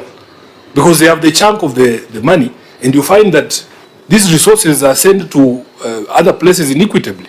Our friends in the north are celebrating their first ever road. Why is it being just done now? That's a question we need to ask. Chair. Senator, Governor. I also just wanted, now that, when we talk, we are on record. You asked the auditor a question and he's responded by saying, so far there's no loss of money. My senator said there is loss of money. So what is the ruling? But I think, Chair, there's a gap which you have not agreed on. Chair, the government is setting a trap for you. Your officer, you need to be careful. Your officer says that there were evaluation committees constituted. The Auditor General says that they did not see that evidence. Yes. So until and unless we see that evidence, we cannot make a definite conclusion on the matter. But Chair, you asked a direct question to the auditor, and he answered. That's what I was saying now, it throws us into confusion, because my senator said a lot of money has been looted. Yes. And it's on record. the auditor who is qualified, the most qualified person to address matters of impropriety in any institution, says there's no money that was lost. So Auditor, did you see the evaluation committee proceedings as you had requested for those variations? We did not, and in addition to that, Honorable Chair, we have listed so many defects in that project. Definitely, there is no value for money for that 1.3 million. Yeah, so Governor, I don't think it's an issue of black or white in this, because there is some spectrum in between, which can only be dealt with if we get the documentation that the auditor is talking about. Senator, would a ruling that the auditor just keep the matter in view, would that satisfy everyone? I don't know that will satisfy Senator Wakoli's The auditor said, which has been made worse by the fact that he has missed lunch. He has said there is no value for money. Yes. And number two, what my governor is saying, you know, when you loot silently using the rule of law, does not make you innocent. We have to catch up with you. That is why when we see the road drainage is bad, all the entry points of the roads to town, the water is digging and spoiling the same road. If the traffic lights are concrete posts with the cable of Kenya Power running, then it simply tells you with no pavement for pedestrians to walk on a dual carriage. We have planted palm trees on the sides of the dual carriage without proper drainage. What are we saying? There are standards. So where I sit, I have every right to represent the people of Bungoma and say, with the billions pumped there, we need a third eye. That's important. Senator Dulo? Chair, I would advise Senator Wakoli, if he can bring a statement on the floor of the House when we open, then we summon actually the CS and also the technical people to give us evidence as far as documentation is concerned. And they can also send maybe inspectors to go and look at that particular road so that Bungoma people can be satisfied. Chair, I also want to agree. My Honorable Senator raised that killer statement on the floor of the House in transport, and we came and responded. The county came and responded to it that time. ESCC are also seized of the matter. So why don't we allow those institutions that are mandated to carry out investigations, to carry out the investigation and give us a proper report. Even me as a governor of Bungoma, I would not want to see money lost or a project that does not add value to the people of Bungoma and where money cannot be accounted for. Fine. So we'll have to tie our recommendations to the deliberations of the committee on roads, so that we are not. Yes, we never finished. We are not coming up with conflicting conclusions. Yes, we never finished the work because we changed the chairpersons. And number two, the arms of government that we have today must be called to order, because we are having governors in perpetuity. We can't have Mheshimiwa Ken Lusaka first governor. When the second one comes, signs a funny deal like this, he goes scot-free. He's coming here, he's trying to account for what he never signed. We cannot allow this to happen, and yet ESCC is cognizant of this thing. So let's suggesting to the Syria senator to demand for forensic audit with a view of prosecution. I think that is what should be done. No, it's not even for the area senator to do so. It is us as a committee to make a recommendation to the House, directing a forensic audit, directing a special audit, directing any kind of audit that we deem fit. But for us to deal with what is before us, Governor, the proceedings of the evaluation committee that said we don't need a bridge, we don't need street lights, we don't need 50 millimeters of bitumen, can those be provided to the Auditor General? Because I've seen cases where evaluation committees have been taken to court. Yeah. So can we get details? We shall provide. So that we know who sat in those evaluation committees that decided we don't need a footbridge at 50 million. And so let's first look at the documentation, confirm that everything was done lawfully, and then go to the next level, whether everything was done effectively. That is a value for money question. So members, when you're writing our recommendations to the House, let's apply our minds to this so that we give actionable recommendations. Chair, I'm impressed by the spirit of Senator Wakoli, but there's something I said that must also in the interest of fairness. And you said a good thing, that governors and county governments exist in perpetuity. That you don't have silos, you don't have silos. On the other side of his mouth, he said, we were prosecuting the roads matter from Bungoma, but because there was a change of chairman, then that matter seems to have been forgotten. So you're saying, if there is going to be an efficient and smooth transition in the county governments, let that transition be smooth and efficient in all arms of government. Okay, so can we leave the matter there? Rehabilitation of Sio Mayanja, Silila and Nandigwa rivers. We had looked at this earlier. We feel that this is a matter that you can allow the county assembly to look at, because you are saying you spent 5.9 million on trees, and then the seedlings did not survive. I don't know what decision we should make in Nairobi, because from that alone we would suspect foul play. But I'm sure that these seedlings were planted in wards represented by these members. They could be in a better position to establish. Unless, members, you think that we want to go and visit the river to see the trees and seedlings. Governor, you remember the story of one of your colleagues who put fingerlings in the river? Then they swam to the next county. Yes. Is this a similar case? But I don't think it's similar. But it's maybe like you have rightly said, the members of the county assembly are on the ground. The committee can find out exactly what happened. It's also possible you can plant seedlings and they fail. It's also true. It can happen, but let's establish the truth.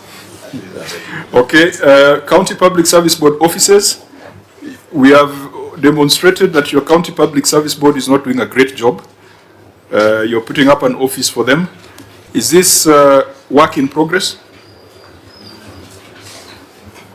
Yes, that is work in progress. What percentage so far? Silongi? What percentage? 37%. Oh, sorry. Is contract on site? That's is the contract on site? It's not on site. When did it stall? Or as reported by the Auditor General?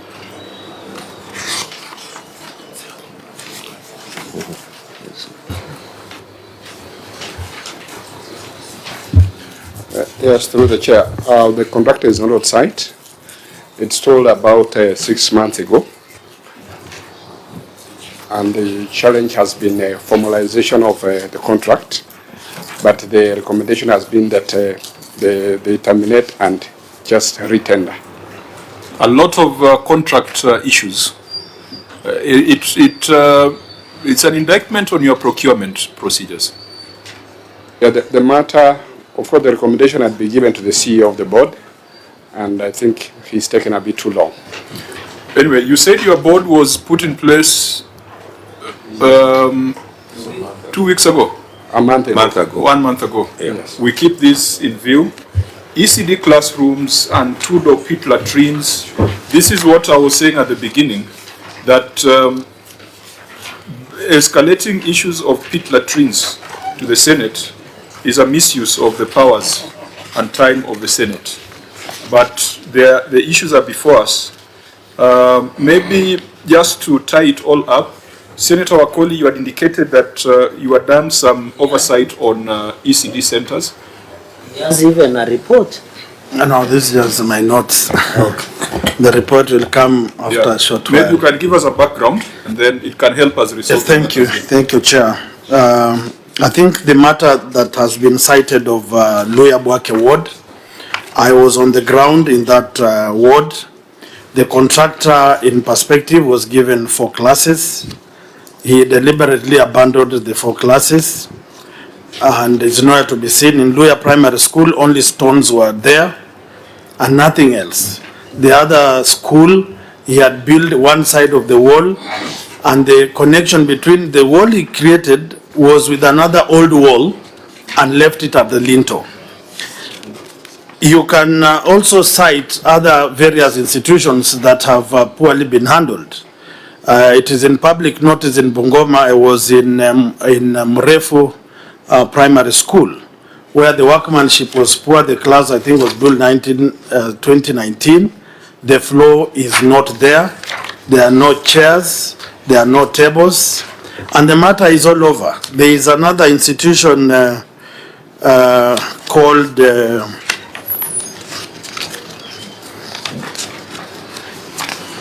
and many others. I don't want to be devil because my good governor knows. There are many unfinished classes for ECD in Bungoma.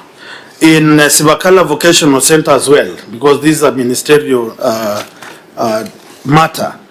So this is just a tip of the iceberg.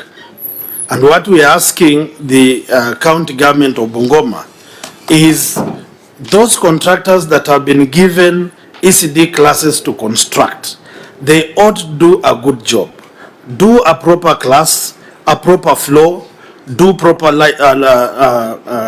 power connectivity, do a toilet for those children, and now that we are giving porridge, do a kitchen. These places are not safe for our children. And this is a key example of many other areas. I will be tabling a report at the Senate and also with my governor, so that proper work is done. And those contractors that have not done a good job, they must be called to order and apprehended. Those ones who received money and they have not worked, the same must be done. Those people who have approved payment for projects that have been done badly, they must also be called to order, because it seems it is a systemic problem, both from the contractor side and people in government who are working under you. So I want to request, as you share with us, you also shed light and give our people hope that we will not continue having this. There are also schools. Some have got chairs and some have not got chairs. When you look at your report of work done, some places you say delivered, chairs delivered everywhere, or teaching aids delivered everywhere. But when you go to the ground, it is not everywhere. And these are matters that the public is listening and watching you speak, or your people speak. And they put us to answer these questions. Are we doing our oversight properly, or we are simply chair members in the entire process? So this is just a tip of the iceberg that has propped up here, that we need to escalate and call to order this particular. Thank you. The good thing is that the Senate Education Committee is running an inquiry on ECD centers across the country. And I think they will do a much more detailed analysis on some of these things. But it should worry you that ECD classes are coming up in a financial audit report. Yes, Senator? I have attended this ECD by Education Committee, but they look more into school feeding program and curriculum. They don't look to the aspects of construction of and quality works of what, there are people who call it ECD classroom, others call it ECD center, where you're having the classroom, the teaching staff room, the ablution block or toilets, and also maybe the sleeping area for the young kids. So, Chair, I think on the issue of viability of construction, we must look at the committee, because they are more focused on school. Okay, thank you. Curriculum. I think a few broad issues, actually, yes. There are even projects that you have done, several years they have not been opened, like your classes in Bungoma DB. 2 years down the line, there are padlocks on the doors. The other children are piled in one class or two by the public ECD teachers. So it means that when we construct classes, they must be opened.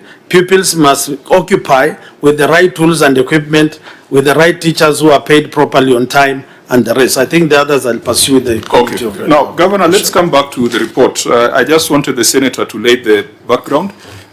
He'll pursue some of these things through the Education Committee, but we'll pick the ones that we can run with. Why are we having these things of pit latrines appearing in your audit report and getting escalated to the Senate? What are you doing to ensure that these things do not recur? Let me say this. Continuity is very important. During my first term as the governor of Bungoma, we had a standardized model of ECD classrooms. And those who want to be genuine can bear witness. If you go, you'll find that we had ECD classrooms with blue iron sheets. And you can easily tell from any school that this is an ECD classroom built by the county government of Bungoma. When my successor came, he changed the approach and put more money on functions that were not county functions, on scholarships and bursaries, and therefore abandoned most of these ECD constructions and vocational training.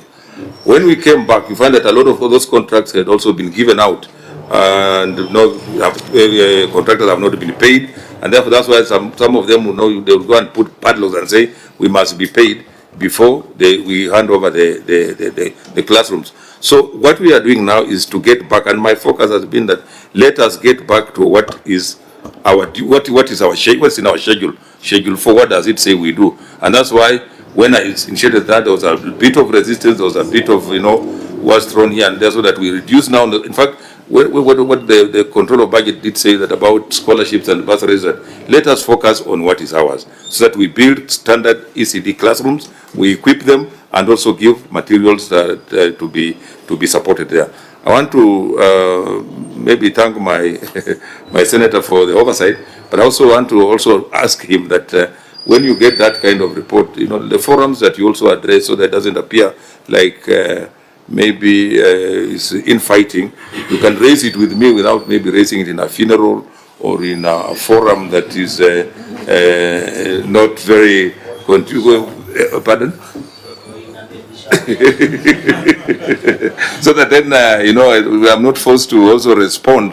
Because the way now you have done it, the way the report that you're having, that's very, very important, because it will come, then we respond in a manner that we want to respond, then we see how we get our way forward. But I must admit that there has been a bit of breakdown in terms of the standards of the classroom, the ACT classrooms that we have been putting up. And just like you have rightly observed, I also do not expect that things like latrines and whatever will get here, but you have already given a way forward on what should be done, the effectiveness of the audit committees at the county level, so that these things are not escalated to the Senate. Okay, so I want us to come to Chair, just honorable members. An observation, just 30 seconds observation. You remember, Governor, in Wazingishu, there were children that were using pit latrine, and unfortunately they fell into.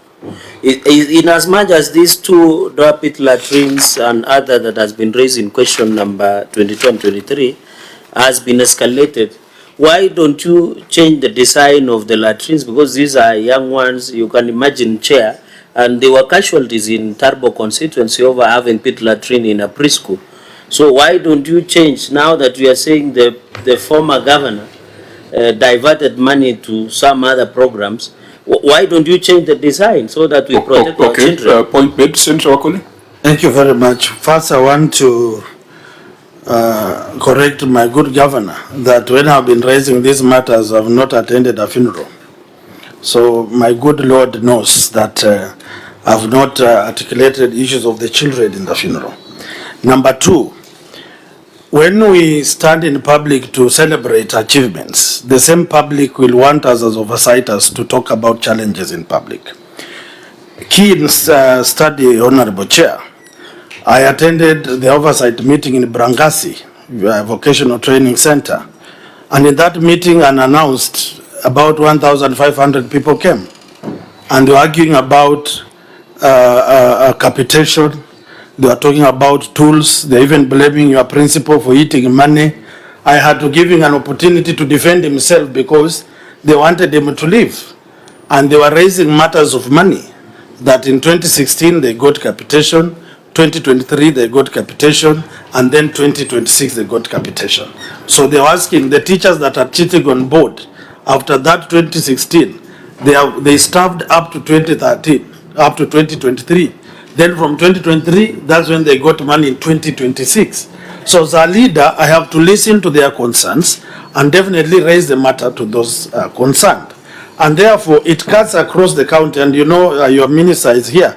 The monies for capitation was sent the other day to our institutions. So you look at the money versus the need of the institution, then the principals are left not knowing what to do with the little resources. So it is not in bad faith that we talk about this. It is how we take it and how we turn it to make it useful to the person at the grassroots level and even make your legacy project a success. So I call upon the people you work with, my good governor, to be telling you the truth on time, so that people don't start harassing your teachers at the grassroots level that after 2023 they have never been paid. Where is our money? Okay, And my good ministers, Senator, as I finish, Chair, considerate of the time. my good MCS, kindly assist us to ensure that the money is going to vocational training centers flows consistently, so that those young people who cannot go to Sangalo National Polytechnic or Ukisiwa can have a lifeline to be trained for free through capitation by the county government. Thank you. Thank you, Senator. Now, we will finalize by just, again, addressing where the problem lies. The last finding there by the Auditor General is failure to take action on issues raised by the internal and external auditor by the management. Feedback is a very powerful mechanism, Governor. You are an expert in public administration, but you know that feedback, they say, is a breakfast for champions. So whatever your senator is saying, that is feedback. It should be taken positively. And Senator, you don't need to apologize for speaking about these things, because as a leader, you can, whatever forum you have, you can address it. So I don't want you to be apologetic. But the formal feedback, there was an internal auditor in this delegation. Where is the internal auditor? Because this is where the problem lies. If what the internal auditor recommends is not taken into account, then we end up with 38 issues, which take us almost 5 hours in Nairobi. Internal auditor, could you let us know whether your audit charter has been approved?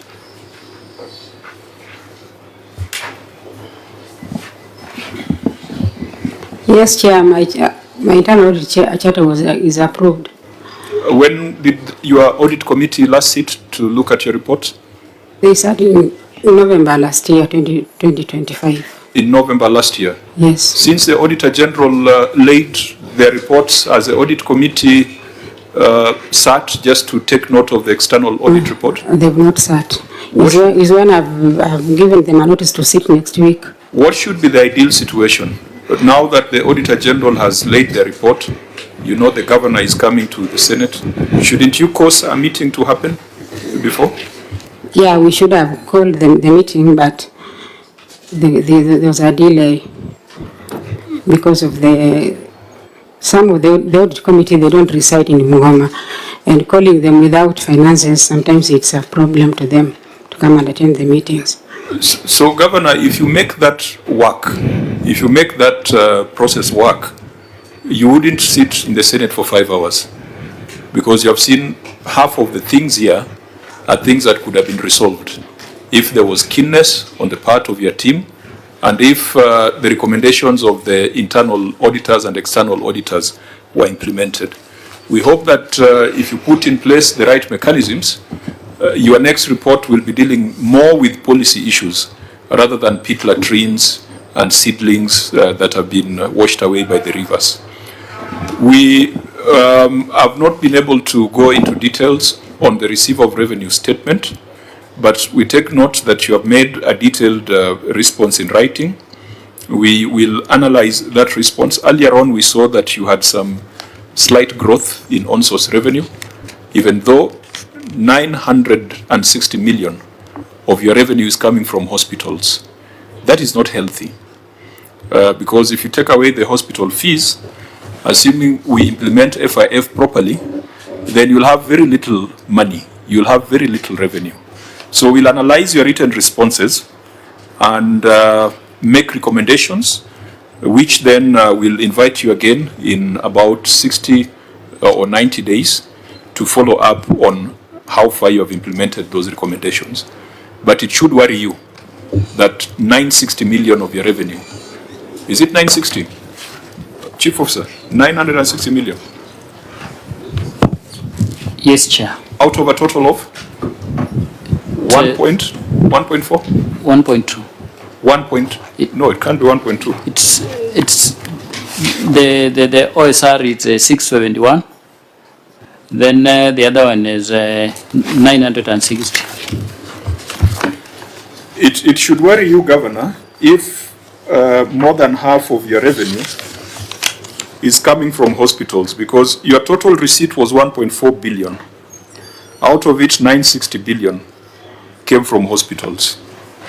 So only 400 million came from productive activities. We have asked the Parliamentary Budget Office to do an analysis, stream by stream, because since you moved to accrual, we didn't get comparative figures. So we'll do a stream by stream analysis and point out the streams where there could be a fall in revenue collection. Now, unless there is any other observation, Senator Wakoli. Thank you, Chair.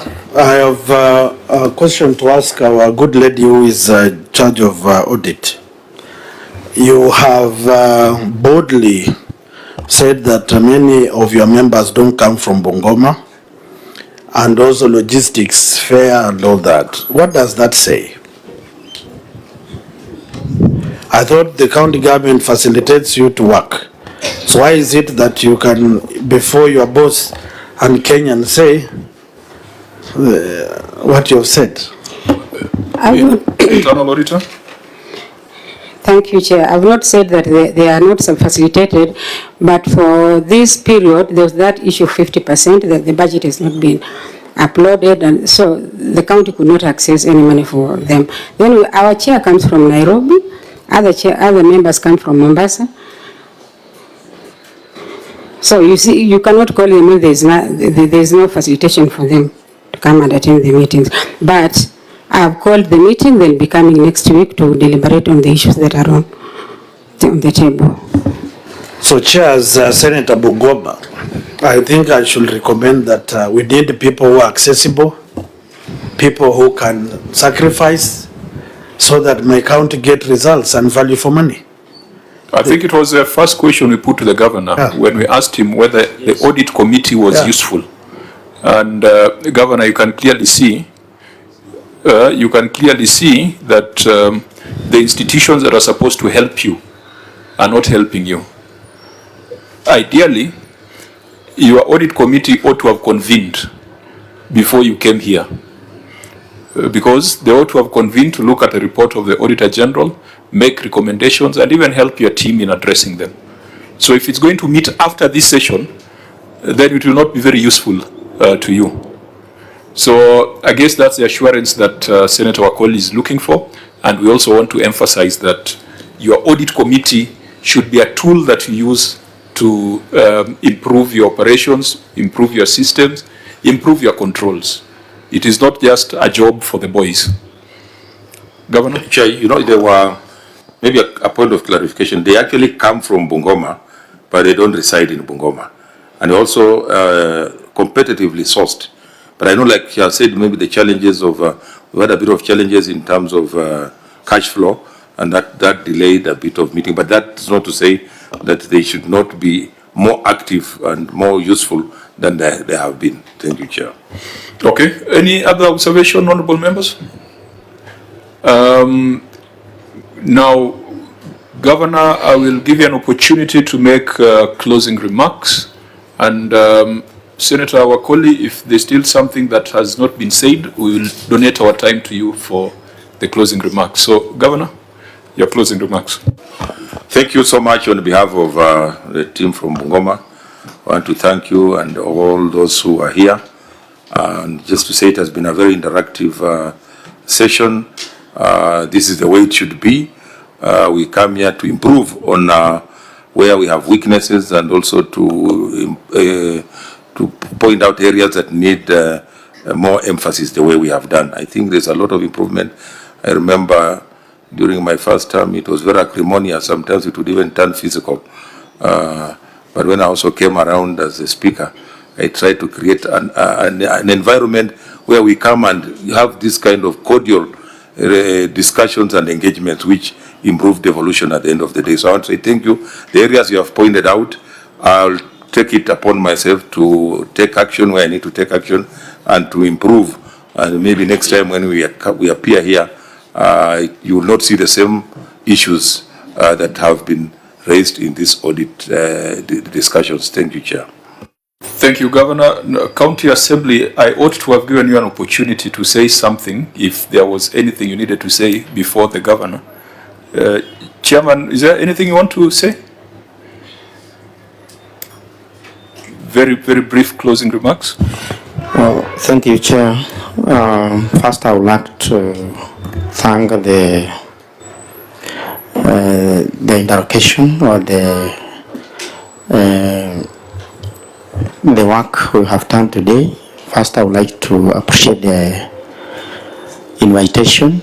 We, as the County Assembly, I would like to request our Honorable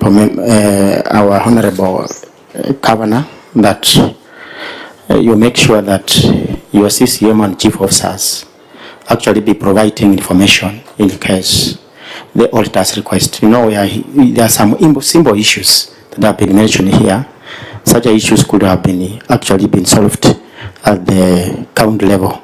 They could not have escalated up to this level. To Honorable Chair, with our reports, we have actually done, and we, after adoption by the County Assembly on the floor, we shall also make sure that we share. We are going to come up with proper recommendations, and I also urge the executive that in all circumstances actually be taking serious with the recommendations that we normally do at our County Assembly. Let them implement the way we normally come up with those recommendations. Thank you, Chair. Thank you, Chair, Honorable Member. We are impressed that you have made progress on the report. That's how it should be. Ideally, maybe governors should first clear with the County Assembly before they come to the Senate, so that we are not asking the same questions at both levels. Ultimately, we'll get there. Honorable Wakoli. Thank you, Chair, for this opportunity. I want to appreciate my governor and the team for coming through the leadership of our Chair. I hope that the detailed interrogation that we have had will have a positive impact in our various departments and committees and be able to transform our county into an icon of devolution. So I'm looking forward for a serious reawakening and therefore making our people proud. So I wish you journey masses back home. We will meet there and continue making Bungoma great. Thank you. Thank you, Senator and Governor. Just in closing, we consider you too big to fail. You have been a governor, a senator, speaker, governor again. If you do not succeed, then it will be an indictment on the senators who want to be governors. And this room is full of them, from Kitui to Vihiga to Nandi to Bungoma. All of them would want to go and serve in the counties. But if the former Speaker of the Senate cannot be successful, then it will give a bad name to those who have been in the Senate. So you must succeed, and we will help you succeed. We will push you to succeed. We will whip you to succeed. You have no option. And the people of Bungoma should also be able to enjoy the fruits of devolution. I've just been joined by the chair of the Public Investment Committee, the Senator Osotsi, Senator from Vihiga. Senator Osotsi, we were doing our closing remarks, but since you're here, you can go on record. Chair, I didn't come to attend this meeting. I came to share something with you. But I'm Godfrey Osotsi, Senator Vihiga County. Welcome. You are welcome. He's also the deputy leader of a party, just like the governor. I think used to be the deputy leader of a party. I am still the deputy party leader of the second oldest party in the Republic of Kenya, called Ford Kenya. Now I need to close this meeting before we go further. The meeting is adjourned.